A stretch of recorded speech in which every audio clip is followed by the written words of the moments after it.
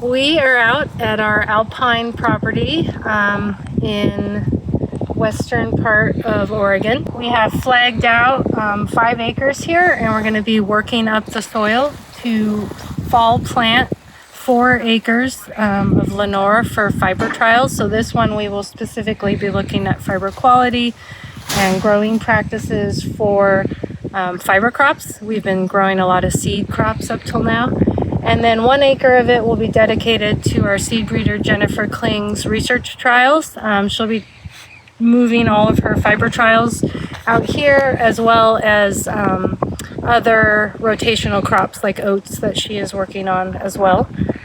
This is a very exciting next step for us to be able to scale up fiber crops, and we will be using a polar. So this will also be an area where we will be researching using a mechanized polar instead of our hands this season. So we're very excited about that. So stay tuned for more.